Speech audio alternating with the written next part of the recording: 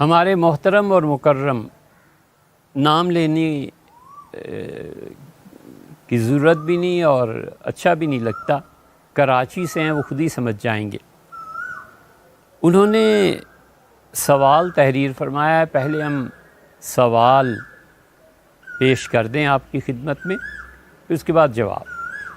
تحریر فرمایا کہ دور نبوی صلی اللہ علیہ وسلم میں عورتوں کو مسجدوں میں جانے کی اجازت تھی، جو کہ حضرت عمر رضی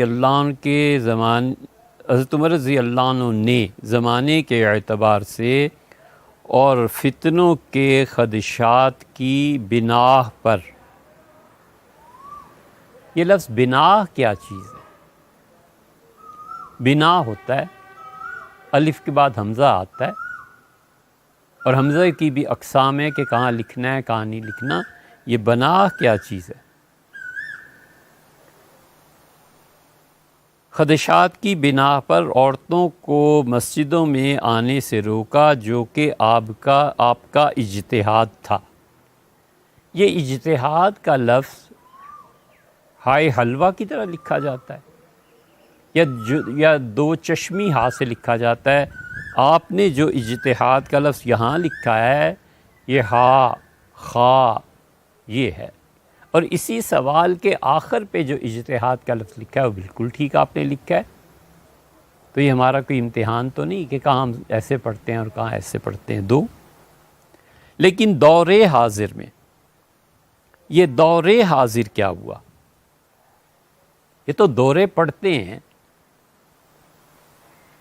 دور حاضر میں کسرہ ہوتی ہے اضافت کی، کسرہ اضافت جسے کہتے ہیں وہ ہوتی ہے کا کے کی کے معنی میں، اور آپ نے دورے لکھا ہے جو حکومت کے خرچ پہ سرکاری افسران کیا کرتے، اور آپ نے دورے وہ لکھا ہے جو پاگل پن کے دل کے پڑھتے ہیں۔ یہ جو جناب والا نے تحریر فرمایا ہے، یہ اردو کی تیسری غلطی ہے آپ کی۔ دور حاضر یہ ہونا چاہیے تھا کسرہ اضافت کے ساتھ۔ کسرہ کی دو قسمیں ہوتی ہیں، انہیں یاد رکھنا چاہیے۔ ایک کا کے کی کے معنی میں آتا ہے، ٹھیک ہے؟ مثلاً حمزہ آتا ہے بندہ مومن، کار آفریں، ایسا کام جو شاباش دینے کے قابل ہو۔ در اقدس، کسی عزت مآب اتھارٹی کا دروازہ۔ یہ ساری کسرہ اضافت کی کہلاتی ہے، اور کبھی اس کسرہ کا استعمال ہوتا ہے کسی آدمی کی عزت اور احترام اور وقار کے لیے۔ حضرت والا، یہ والا کوئی شخص اور اس کے حضرتوں کا کے کی سے اگر ترجمہ کریں نا تو حضرت والا، والا کا حضرت پیر و مرشد، یہ کچھ چیز نہیں ہے۔ یہ جو کسرہ استعمال کی جاتی ہے اردو میں، یہ تعظیم کے لیے استعمال ہوتی ہے، کسی آدمی کی بڑائی کے لیے استعمال ہوتی ہے بھیا، یہ وہ کا کے کی والی نہیں ہے۔ دور فتن، فتنوں کا زمانہ، وہ پہلی والی ہے، دوسری والی نہیں۔ جناب رسول اللہ صلی اللہ علیہ وسلم، جناب علی، جناب عمر، یہ جو زیر آ رہی ہے نا، یہ ساری زیر سیدنا عمر، علی اور حضرت رسالت پناہ صلی اللہ علیہ وسلم ان کی تعظیم کے لیے آ رہی ہے۔ اس کا مطالعہ کرنا چاہیے۔ سیدنا عمر رضی اللہ عنہ نے اجتہاد فرمایا تھا، لیکن دور حاضر میں سعودیہ اور گلف اور دیگر مسلم ممالک میں آج دیکھا جا سکتا ہے کہ عورتیں مساجدوں میں نہ صرف جا سکتی ہیں بلکہ عبادت بھی کر سکتی ہیں۔ یہ مساجدوں کیا ہوتا ہے صاحب؟ مسجد کی جمع مساجد ہوتی ہے، مساجد کی جمع مساجدوں، جمع الجمع، یہ کیا چیز ہوئی؟ یہ جمع الجمع اس طرح تحریر کرنا یہ ٹھیک نہیں ہے. ایک جمع ہوتی ہے بالکل ٹھیک ہے، سادی سی جمع بنا لی، مسجد مساجد، منبر منابر، اس طرح ہوتا ہے. اور اب منابروں، حضرت حضرات، حضراتوں حضرتوں، یہ جمع الجمع ہے.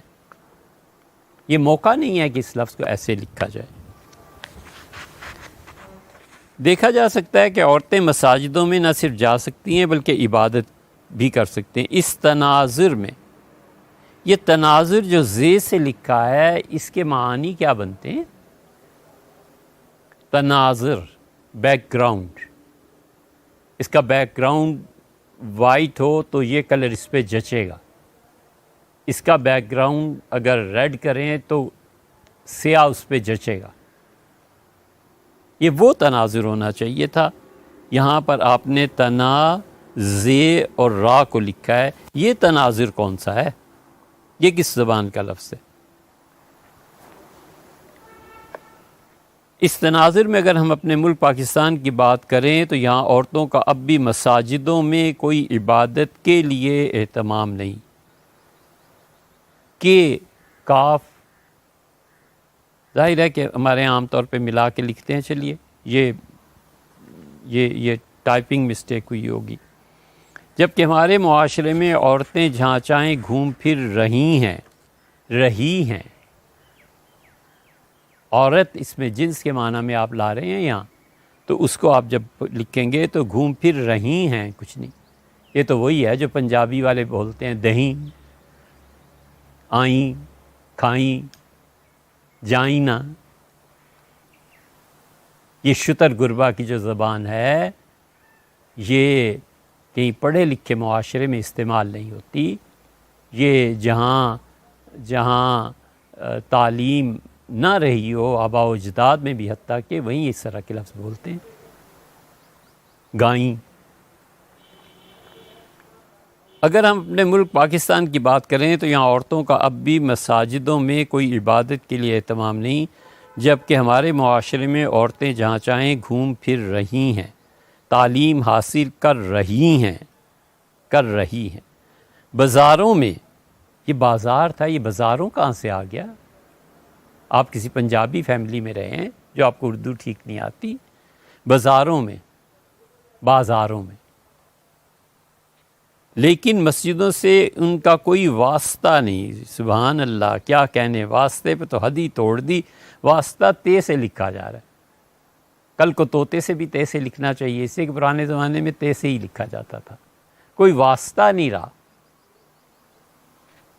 اکثر سفر میں بھی اگر کہیں نماز کا وقت ہو جائے تب بھی ہمارے ملک میں اس قسم کی کوئی سہولت موجود نہیں.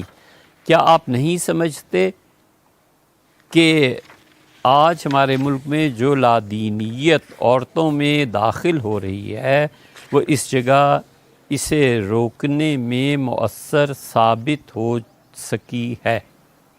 یہ ثابت صاد سے لکھا، سین سے کیوں نہیں لکھا؟ ہم دونوں غلط ہو گئے نا. اصل میں ثابت وہ ہے سا سے. سا، سین اور صاد تینوں میں فرق کرنا چاہیے. وگرنہ آپ اگر سا کی ثابت یہاں لکھ رہے ہیں اور سین اور سا اور اس میں فرق نہیں کر رہے تو کل کو کوئی آدمی اسی صاد سے سانجھا لکھے تو پھر کیا ہوگا؟ ٹھیک قرار ہو آئے گا. اس لیے 8ویں غلطی ہے یہ، کیونکہ میرا اپنا ذاتی تجزیہ ہے کہ عورتیں اگر دینداری پہ آئیں تو مردوں کو پیچھے چھوڑ سکتی ہیں، مگر صحبت نہ ہونے کی وجہ سے وہ اب دین سے دور نظر آ رہی ہیں. اگر مسجدوں میں ان کا تعلق ہوتا تو وہ بھی کچھ دین سیکھ اور سمجھ سکتی تھیں کہ آج مسلمانوں نے اجتہاد کے دروازے اس حد تک بند کر لیے ہیں کہ وہی دورے سرکاری مال پہ حاضر کی ضروریات نظر انداز کر جائیں. برائے کرم کچھ اس معاملے میں رہنمائی فرمائیں. چلیے یہ بھی ٹائپنگ مسٹیک ہوگی، معاملہ لکھنا چاہیے تھا. تو اس لیے ایک سوال میں خان صاحب 9 غلطیاں ہیں، اور ماننا ذرا سا دشوار ہے کہ اب تک وہاں پہ آپ پٹھا نہیں رہے ہوں گے۔ کراچی سے آپ نے لکھا ہے، آپ کی اردو کو یقیناً بہتر ہونا چاہیے تھا، اور اس سوال کے اعتبار سے ہم آپ ہی کی عبارت پڑھ دیتے ہیں، کیونکہ اتنی جرح اس پہ ہوئی ہے کہ اب زخمی کا چہرہ پہچاننا دشوار ہے۔ تحریر فرمایا کہ دور نبوی صلی اللہ علیہ وسلم میں عورتوں کو مسجدوں میں جانے کی اجازت تھی، جو کہ حضرت عمر رضی اللہ عنہ کے زمانے کے اعتبار سے فتنوں کے خدشات کی بنا پر عورتوں کو مسجد میں آنے سے روک دیا گیا، جو کہ حضرت عمر رضی اللہ عنہ نے اپنے اجتہاد کی بنا پر روکا تھا۔ ایسے نہیں ہے بھیا، رسول اللہ صلی اللہ علیہ وسلم نے خود بھی عورتوں کو منع فرمایا تھا۔ 3 چیزیں، ایک تو وہ احادیث دیکھ لیجئے جن میں عورتوں کا مسجدوں میں نماز کی بجائے گھروں میں پڑھنا زیادہ افضل قرار دیا گیا ہے۔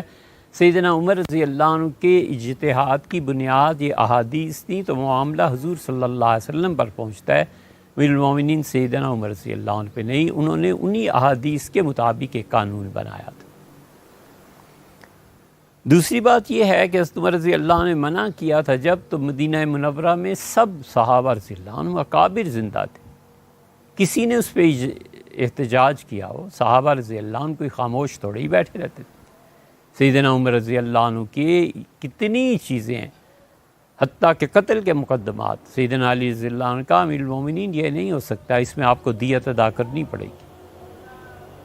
پوری آزادی تھی، خلیفہ وقت اس آزادی کی وجہ سے لوگوں کے اشکالات کو نہ صرف خندہ پیشانی سے سنتے تھے بلکہ خوش ہوتے تھے اور کہتے تھے کثر اللہ سوادہم، میری رعایا میں تم جیسے تنقید کرنے والے بہت سے بچے اللہ پیدا کر دے جو عمر کو سیدھا رکھیں۔ سیدنا ابوبکر رضی اللہ عنہ کو بھی یہی طرز عمل تھا، سیدنا علی رضی اللہ عنہ کو بھی یہی طرز عمل تھا۔ یہ اجتہاد، اگر اجتہاد تو نہیں لیکن بہرحال وہ قانون سیدنا عمر رضی اللہ عنہ نے صحابہ رضی اللہ عنہ کے دور میں فرمایا تھا، کسی نے کوئی اعتراض نہیں کیا، حتیٰ کہ حضرت عائشہ رضی اللہ عنہ تک پہنچا تو انہوں نے کہا، فرمایا کہ عورتیں اتنی آزاد ہو گئی ہیں ہمارے دور میں کہ اگر رسول اللہ صلی اللہ علیہ وسلم انہیں دیکھ لیتے تو جس طرح بنی اسرائیل کی عورتوں کو منع کر دیا گیا تھا کہ وہ عبادت اپنے گھر پہ ہی کیا کریں، باہر نہ نکلیں، حضور اقدس صلی اللہ علیہ وسلم بھی ان عورتوں کو منع فرما دے۔ ام المومنین رضی اللہ عنہ نے یہ جو فرمایا تھا اس کی ایک بیک گراؤنڈ بھی ہے، اب وہ بیک گراؤنڈ بھی بیان کر دیتے ہیں۔ چھینٹ ہوتی ہے نا، یہ اردو میں ایک لفظ استعمال ہوتا ہے، پرانی بڑی بوڑھیوں سے پوچھیے گا کہ چھینٹ کا کپڑا گدوں پر غلاف کے لیے چڑھایا جاتا تھا، کلف لگا ہوا ہوتا تھا اور ڈیزائن ہوتا تھا بہت خوبصورت، تو بڑے بوڑھے ہی اب جانتے ہوں گے اب کہاں۔ تو ام المومنین حضرت عائشہ رضی اللہ عنہ کے پاس ایک چھینٹ کا سوٹ تھا، جوڑا تھا۔ بخاری شریف میں آیا، مدینہ منورہ میں جب کسی بچی کی شادی ہوتی تھی تو لوگ ام المومنین رضی اللہ عنہ سے یہ ان کا جوڑا مانگ کے لے جاتے تھے، دلہن کے پہناوے کے لیے، برکت کے لیے اور دلہن کے اس دن کی خوبصورتی کے لیے۔ تو ام المومنین حضرت عائشہ رضی اللہ عنہ ایک دن بہت ناراض ہوئی، اس پہ کسی نے تبصرہ کیا تھا، اس پہ وہ سنانا ٹھیک نہیں، مناسب نہیں۔ تو ام المومنین رضی اللہ عنہ نے فرمایا، یہ دیکھو میری اس نوکرانی کو، چھینٹ کا کپڑا جو میں نے پہنا اور میں دلہن بنی جس لباس میں، یہ اس کو دیکھ کے ناک چڑھاتی ہے کہ بھلا ہمارے زمانے میں یہ پہنا جاتا ہے۔ اور اے خدا کی قسم ہے، دلہنیں حضور صلی اللہ علیہ وسلم کے زمانے میں بعد میں مجھ سے یہ لے کے جایا کرتی تھیں دلہن کو پہنانے کے لیے، یہ ناک ہی نہیں اترتی میری اس نوکرانی کی۔ بہت ناراض ہوئی۔ تو یہ بیک گراؤنڈ ہے۔ ایسے ہی کسی موقع پہ ارشاد فرمایا تھا کہ عورتوں کو روک دینا چاہیے۔ آگے چلیے، فتنوں کی خدشات کی بنا پر عورتوں کو مسجدوں میں آنے سے روکا تھا جو آپ کا اجتہاد تھا۔ سیدنا عمر رضی اللہ عنہ کے زمانے میں فتنے تھے تو صحیح، لیکن ایسے نہیں تھے. انہیں سب سے زیادہ خیال جس کا دوسری جگہ پر ذکر آیا ہے وہ یہ تھا کہ وہ کہتے تھے بچوں کی تربیت میں غفلت نہ آ جائے. بچے ایمرجنسی میں ماں کو پکارتے ہیں، ایسے نہ ہو کہ تم مسجد میں اور بچہ پکارے اور ماں موقع پہ نہ ملے. بچوں کی اگلی نسل کی تربیت جو ہے نا اس کا بہت زیادہ وہ خیال رکھتے تھے. بہت سے واقعات ہیں، لیکن دور حاضر میں سعودیہ، گلف، دیگر مسلم ممالک میں دیکھا جا سکتے ہیں کہ عورتیں مساجدوں میں نہ صرف جاتی ہیں بلکہ عبادت بھی کر سکتی ہیں. یہ مسئلہ شروع ہوا شافعی، مالکی اور حنبلی اور حنفی حضرات کے آپس کے اختلاف سے. حنفیہ نے ترجیح دی سیدنا عمر رضی اللہ عنہ کے عمل کو، اور جو امیر المومنین سیدنا عمر رضی اللہ عنہ کا عمل تھا اس پہ انہوں نے فتویٰ دیا. حنفی فقہا نے ایک تو یہ کہا کہ سیدنا عمر رضی اللہ عنہ نے منع فرمایا تھا. دوسرے حضرت امام اعظم ابو حنیفہ رحمۃ اللہ علیہ تک آتے آتے معاشرے میں بعض لوگ بہت ہی بے حیا ہو گئے تھے. وہ چھیڑتے تھے خواتین کو گلیوں میں، فجر کی نماز میں، مغرب میں اور عشاء میں.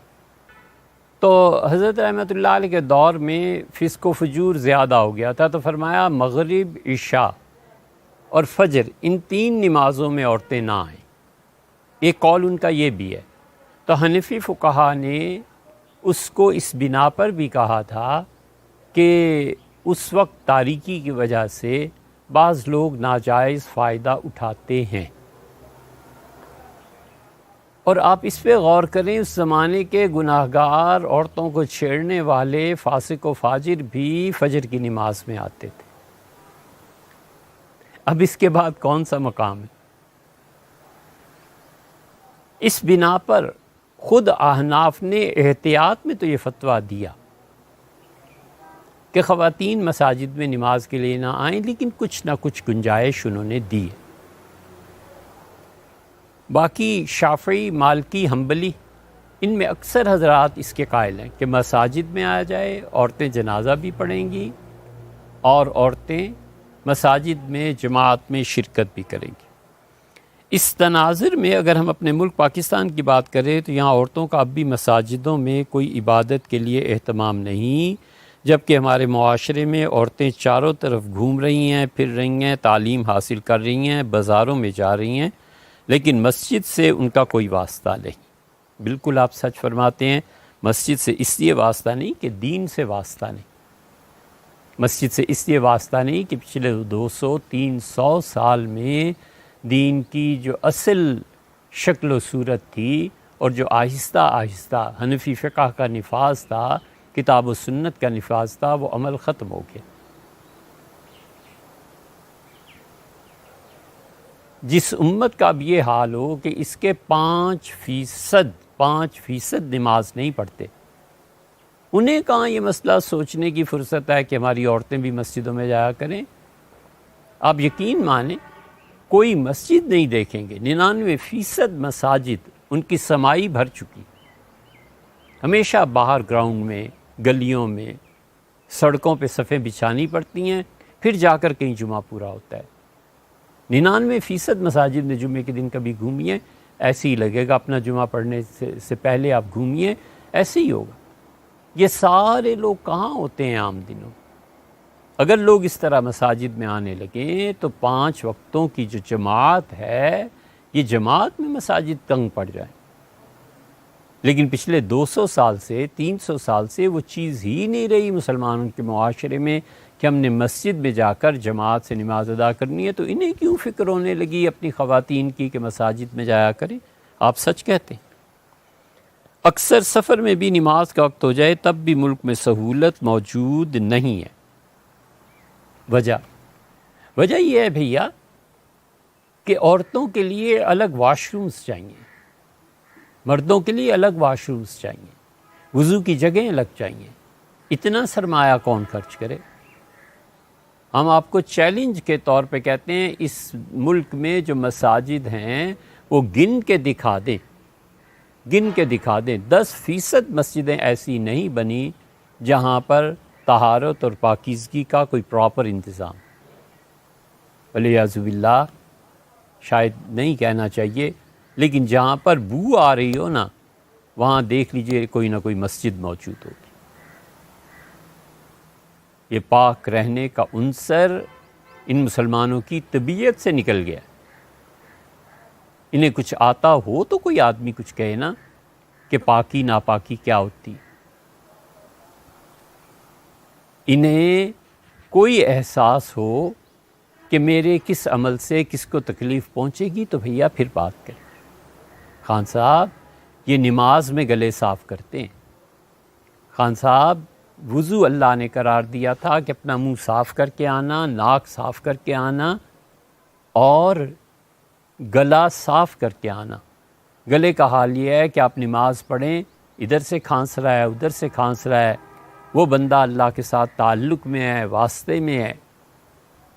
فرشتے جس کی بارگاہ میں پر ادھر ادھر نہ مار سکیں اور فرشتے جس کی بارگاہ میں نظر نہ اٹھا سکیں، اس پاک پروردگار کے حضور میں یہ کھڑے ہوتے ہیں اور ان کی کھانسیاں سنو اور ان کی نیند کی کمی کی وجہ سے جو آکسیجن کی ضرورت ہوتی ہے وہ جمائیاں سنو اور بہت سی ایسی حرکتیں، اور پھر ساتھ کھڑے ہیں اور اتنی اونچی اونچی آواز میں تلفظ سورہ فاتحہ کا اس کا کر رہے ہیں کہ دوسرا کہتا ہے یار نماز کے لیے آئے ہو یا مجھے سکھانے آئے ہو. یہ سب جہالتیں انہوں نے نماز پڑھنی سیکھی ہے کہیں؟ انہیں وضو کا نہیں پتہ. اور یہ 90% سے زیادہ ہیں اور اکثریت مذہبی لوگوں کی ہے. داڑھی رکھی ہوئی ہے، ٹخنوں سے اوپر شلوار ہے، یہ سب چیزیں ہیں، لیکن نماز کے لیے کھڑے ہوں گے تو اب یاد آئے گا کہ گلا بھی صاف کرنا تھا. اب انہیں یاد آئے گا کہ جمائی بھی لینی تھی.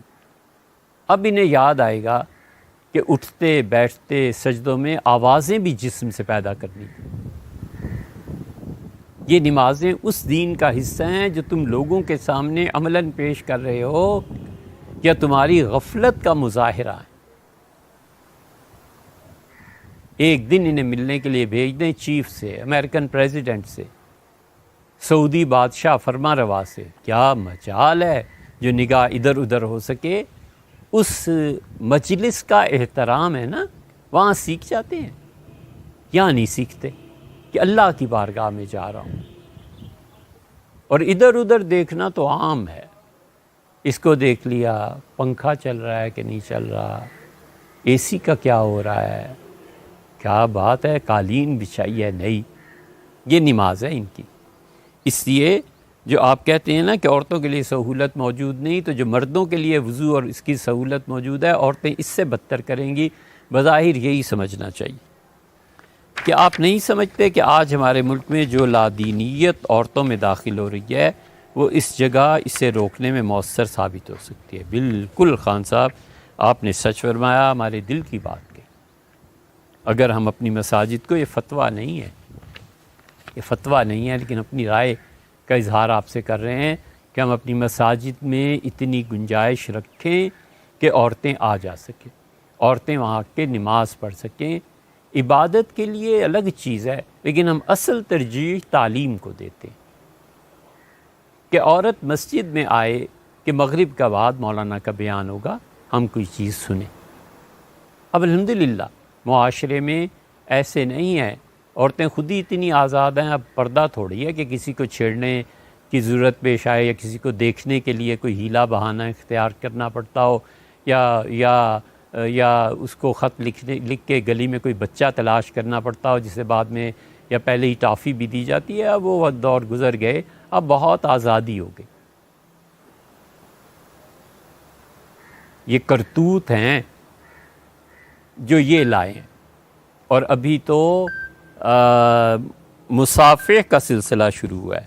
ابھی تو یونیورسٹیز میں، کالجز میں یہ جو تعلیم دی ہے نا، یہ اسی کا اثر ہے کہ صرف مصافحہ کرتے ہیں گرل فرینڈ سے اور بوائے فرینڈ سے اور کلاس روم میں اور ساری چیزیں. وہ دن دور نہیں، ہم نہیں ہوں گے، آپ نہیں ہوں گے، پھر بات چلی جائے گی کسنگ پہ. یہ ساری انہی یونیورسٹیز میں ہوگا، مسلمان بچے اور بچیاں ہی کریں گے اور کوئی قابل اعتراض بھی نہیں ہوگا. اچکائیں گے شانے، ہو کیئرز. یہ دور دروازے پہ دستک دے رہا ہے. یہ سب اس نظام تعلیم کے نتیجے ہیں جو نظام تعلیم پچھلے 80 سال سے پڑھا رہے ہیں، زہر کھلا رہے ہیں اور کہتے ہیں پھر بھی اس کی روح نہ مرے. کیوں نہ مرے؟ کیکر بیج رہے ہیں اور کہتے ہیں کہ عام چاہیے. سبحان اللہ، یہ تو خدا کے ہاں قاعدہ اور قانون ہی نہیں ہے. بالکل ہم آپ کے ساتھ متفق ہیں. ہمیں چاہیے کہ ہم اپنی مساجد بنائیں، ہمیں چاہیے کہ ہم خواتین کے لیے تعلیم کی جگہ مسجد میں رکھیں، وہ 5 وقتہ نماز آ کے پڑھیں، مولوی صاحب کوئی 2 منٹ کا درس دیتے ہیں وہ سنیں. تعلیم ضروری ہے. اللہ کا شکر ہے اگرچہ ہم سے نہیں بن پا رہی، لیکن خدا نے چاہا اسباب اور وسائل میسر ہوئے، ہم اپنی مسجد بنا رہے ہیں. اس میں یقیناً خواتین کے لیے بھی رکھیں گے، ان کے اعتکاف کے لیے بھی جگہ رکھیں گے تاکہ رمضان کا آخری عشرہ وہ گزاریں، اللہ کو یاد کریں. اور خدا کے ذکر سے زیادہ تعلیم ضروری ہے کہ وہ تعلیم کو حاصل کریں. یہ ہے قصہ. اس لیے ہم آپ سے 100% متفق ہیں کہ خواتین آئیں، 10 دن گزاریں گی تو گھر جا کر کچھ تو اثر پڑے گا نا. ماں کچھ تو بچوں کو سمجھائے گی کہ بیٹے دین کیا ہوتا ہے، ماں کچھ تو بتائے گی کہ پردہ کیا ہوتا ہے، کچھ تو بتائے گی کہ حضرت رسالت پناہ صلی اللہ علیہ وسلم کی سیرت طیبہ کیا تھی، کچھ تو سمجھائے گی کہ بیٹے اللہ کے ساتھ تعلق یا خوف کی بنیاد پہ پیدا ہوتا ہے یا محبت کی بنیاد پہ پیدا ہوتا ہے، اور یا پھر اللہ کے ساتھ تعلق طہارت اور پاکیزگی عقیدے سے لے کے اعمال تک اس سے پیدا ہوتا ہے. کچھ تو جو سیکھ کے جائے گی وہ آگے جا کر بچوں کو سکھائے گی. ہمیں یہ کرنا چاہیے. آج مسلمانوں نے اجتہاد کے دروازے اس حد تک بند کر لیے ہیں کہ وہ دور حاضر کی ضروریات بھی نظر انداز کیے جا رہے ہیں. آپ بالکل سچ فرماتے ہیں، لیکن یہ اجتہاد ہونا نہ ہونا اس کا مسئلہ نہیں ہے. انہیں کیا پتہ ہے جن کو بٹیرے پالنے سے فرصت نہیں، جن کو گھوڑے دوڑانے سے فرصت نہیں، جن کو پیک تھوکنے کا کراچی کی سڑکوں اور کراچی کی دیواروں کے علاوہ کوئی جگہ ہی نہیں ملی، انہیں کیا پتہ اجتہاد کیا ہے اور اجتہاد سے عورتیں لگ ہوئی. یہ سب جہالت ہے، غفلت ہے، اور یہ نہیں کر سکتے. یہ جس دلدل میں گر گئے ہیں نا پچھلے 300 برس سے، 1707 میں وہ آخری آدمی تھا جو دنیا سے رخصت ہوا جس نے پوری طرح ملک کی ایڈمنسٹریشن کو کھینچ کے رکھا ہوا تھا کہ جو اس کے خلاف کرے گا وہ سزا پائے گا. سادات باریہ نے، جن کا بڑا مقام تھا اس وقت بھی اور اب تک، انہوں نے دہلی کے قاضی کے ایک حکم کو ماننے سے انکار کر دیا تھا، اور اس نے بھرے دربار میں خبر سننے پہ آستینیں چڑھا لیں اور تلوار کی مٹھی پہ اپنا ہاتھ ڈال دیا اور اس نے کہا کون ہے جو دہلی کے قاضی کا انکار کرتا ہے؟ وہ جانتے نہیں ہیں یہ شریعت کے فیصلے ہیں، اور اگر سادات شریعت کے فیصلے نہیں مانیں گے تو دنیا میں بھی نہیں رہیں گے. وہ طاقت کا دور تھا، نفاذ کا دور تھا. اب متاثر ہونے کا دور ہے. کوئی فیشن ایسا نہیں ہے جو امریکہ، فرانس اور برطانیہ میں ایک ہفتے پہلے آیا اور دوسرے ہفتے یہاں اسلام آباد، کراچی میں نہ آ گیا. ایسے ہی ہے. تو اس لیے اگر کوئی یہ چراغ جلانا چاہتا ہے تو اسے سوچنا چاہیے کہ زندگی بھر زبان سے خشک پتھر کو چاٹنے جیسی محنت کرنی. ہم کیوں اردو پہ تنقید کرتے ہیں؟ بس یہ ایک بات رہ گئی. اس لیے بھیا کہ جو لوگ اردو صحیح تک نہیں نہ لکھ سکتے، جن کی تعلیمی قابلیت اتنی ہے، ان کو حق نہیں پہنچتا کہ شریعت میں علماء کی رہنمائی کے بغیر اپنے پاس سے بات کریں. ہمیں اپنی زبان ٹھیک کرنی چاہیے، اپنے بچوں کی زبان ٹھیک کرنی چاہیے. اللہ نے کسی بھی قوم کی زبان کے صحیح ہونے کو اپنی علامت قرار دیا. قرآن کریم میں فرمایا ہے اختلاف السنتکم، تمہاری زبانوں کا آپس کا جو اختلاف ہے یہ میں نے ہی پیدا کیا ہے، یہ میرے ہونے کی دلیل ہے. تو اس لیے لوگوں کو سوچنا چاہیے کہ جو اللہ کے ہونے کی دلیل ہے ہم اسے بگاڑ رہے ہیں. اور دوسری بات یہ ہے کہ ذرا آپ انگلش کا ایک حرف ذرا سا ادھر ادھر کا پڑھ دیں، پوری کلاس میں لڑکے مسکرانے لگتے ہیں، لڑکیاں، کہ سر کو تو اتنا بھی نہیں آتا، ٹیچر کو تو انگلش کا یہ لفظ بھی نہیں پڑھنا آیا، دیکھو کیا کہہ رہے تھے. بچے کرتے ہیں نا. اور اردو کا کیا خیال ہے؟ وہ یتیم ہو گئی ہے، اس کو کوئی سنوارنے والا نہیں رہا. ہم نے یہ طے نہیں کیا تھا کہ ہمارے ملک کی زبان اردو ہوگی، ہماری سرکاری خط و کتابت اردو ہوگی، ہم اپنی زبان کو کیوں بھولتے جا رہے ہیں؟ ہندوستان میں اردو کا اس سے بدتر حال ہے، صرف مدارس کے بچے بولتے ہیں، عام جو زبان بولتے ہیں لوگ اس میں کچھ اردو رہ گئی ہے، باقی سب ہندی کا رواج ہے، ہندی کے بورڈ ہیں۔ آپ سمجھتے ہیں کہ اس غلبے کا اثر پھر کیا ہوگا؟